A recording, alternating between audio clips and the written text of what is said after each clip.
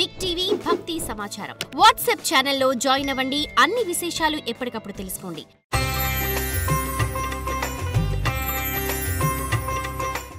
Big TV ప్రేక్షకులకు నమస్కారం. ఈరోజు విశేషం కార్యక్రమానికి సాదర స్వాగతం.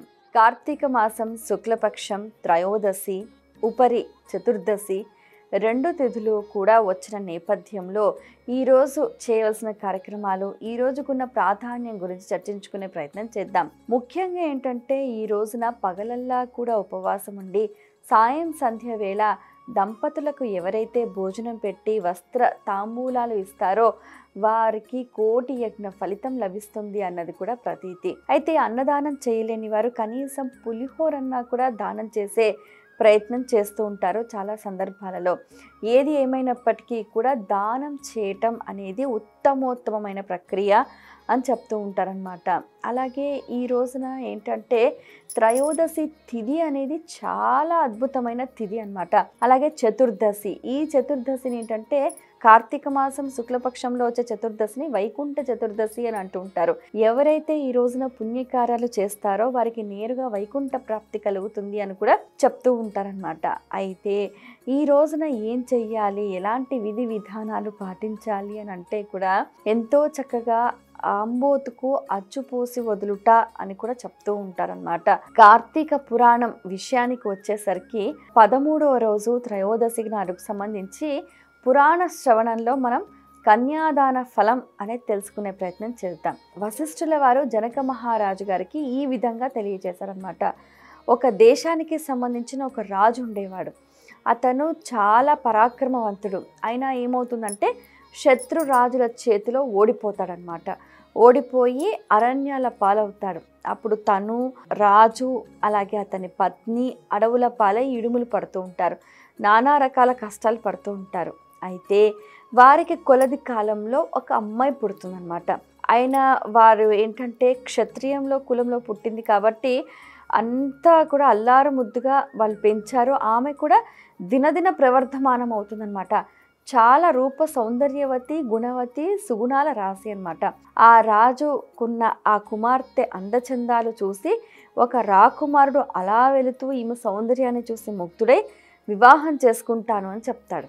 అయితే తన దగ్గర సంపద లేదు, వివాహం చెయ్యలేను అని అంటే అప్పుడు అతను ఏం చేస్తాడు అని అంటే తన దగ్గర కూడా అంత పెద్దగా ఉండదన్నమాట ధనము.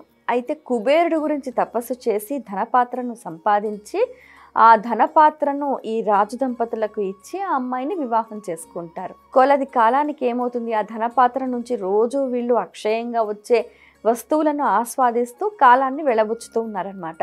అయితే కొంతకాలానికి మరొక పుత్రిక పుడుతుందన్నమాట. పుట్టేసరికి ఇంకా దీనికి ఆశ కలుగుతుందన్నమాట. ఓకే, ఈ అమ్మాయిని పెంచి పెద్ద చేసి బాగా డబ్బున్న వాళ్ళకి ఇస్తే మనకు డబ్బు వస్తుంది అని అనుకుంటారు. కానీ అక్కడే పప్పులో కాలేస్తారు. అది చాలా దురాశ. ఎవరైనా కానీ కన్యా విక్రయం చేస్తే అతనికి వచ్చే రౌరవాది నరకం గురించి అసలు చెప్పవలసి కాదనమాట. అంత దారుణమైన కఠినమైన నరక బాధలు ఉంటాయన్నమాట. అయితే ఏమవుతుందనంటే పుణ్యం చేసి స్వర్గానికి వెళ్ళిన పితృదేవతలు కూడా కన్యా విక్రయం చేయటం వల్ల అతని వంశంలో వాళ్ళు వచ్చి నరకంలో వచ్చి పడతారనమాట. అప్పుడు వాళ్ళు ఇచ్చే శాపనార్థాల వల్ల అసలు వీళ్ళ వంశమే ఎదగదు. వీళ్ళు ఏ పని చేసినా కలిసి రాదు. అప్పుల బాధ, నరక బాధ చాలా దారుణంగా ఉంటుందన్నమాట సిచ్యువేషన్ అనేది. అయితే ఏమవుతుంది, ఎంత చెప్పినా వినడు అనమాట. అతను కన్యా విక్రయానికే మొగ్గు చూపుతూ ఉంటాడనమాట. కాలక్రమేణా ఏమవుతుందనంటే అతను మరణిస్తాడనమాట. మరణించిన తర్వాత వాళ్ళ వంశంలో ముందు తరంలో ఉన్న ఒక మంచి రాజు, ఆయన చాలా ధర్మాత్ముడు, మంచి కార్యాలు చేశాడు. అసలు ఎవ్వరికి చీమకు కూడా అపకారం చేయని రాజు అనమాట. చక్కగా స్వర్గంలో ఉన్న ఆయన ఆల్ ఆఫ్ సడన్ వచ్చి నరకంలో పడతాడు.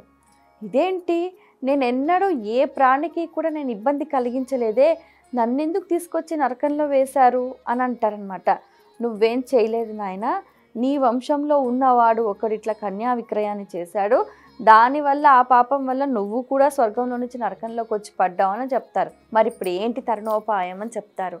సరే, ఇప్పటికైనా మించిపోయింది లేదు, ఇది కార్తీక మాసం నడుస్తుంది కాబట్టి ఇప్పటికైనా 2వ కన్యను చక్కగా తగిన వరుడికి ఇచ్చి కన్యాదానం చేస్తే ఈ పాపం అంతా పోతుంది అని చెప్తారు.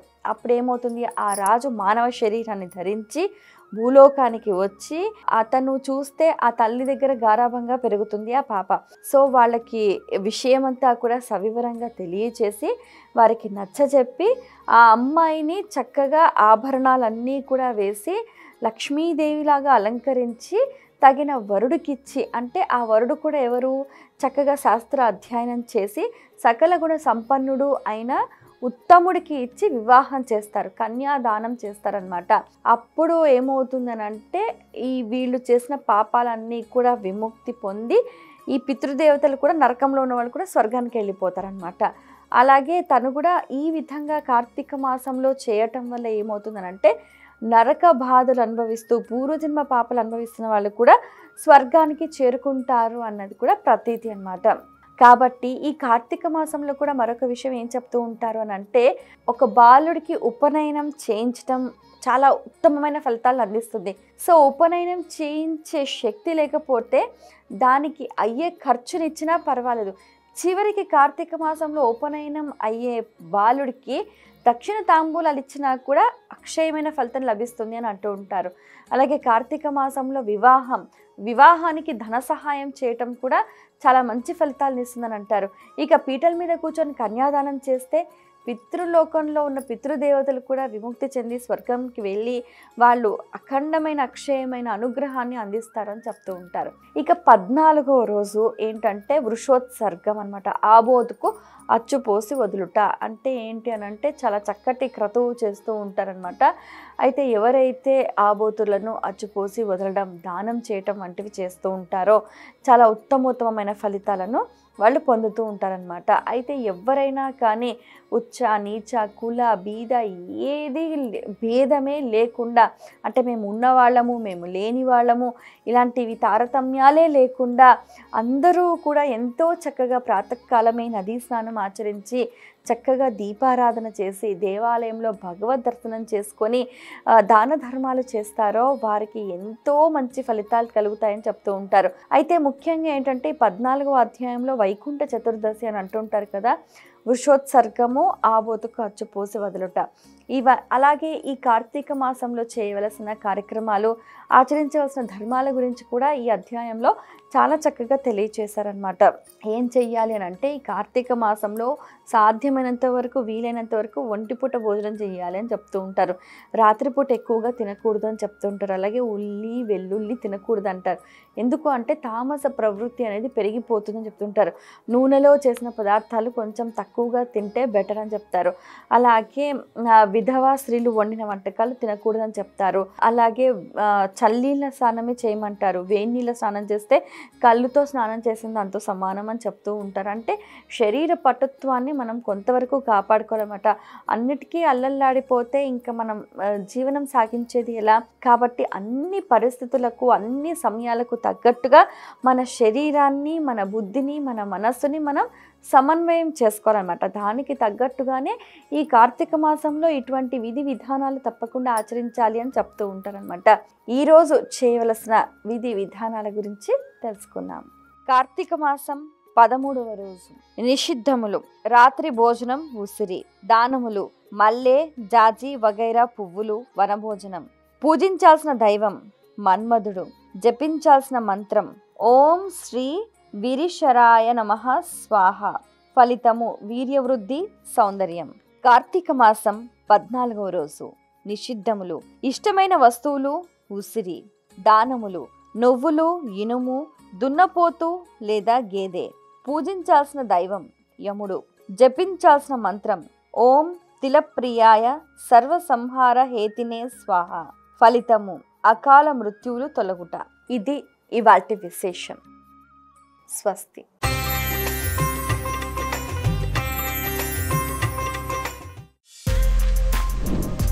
For more videos like this, subscribe Big TV channel.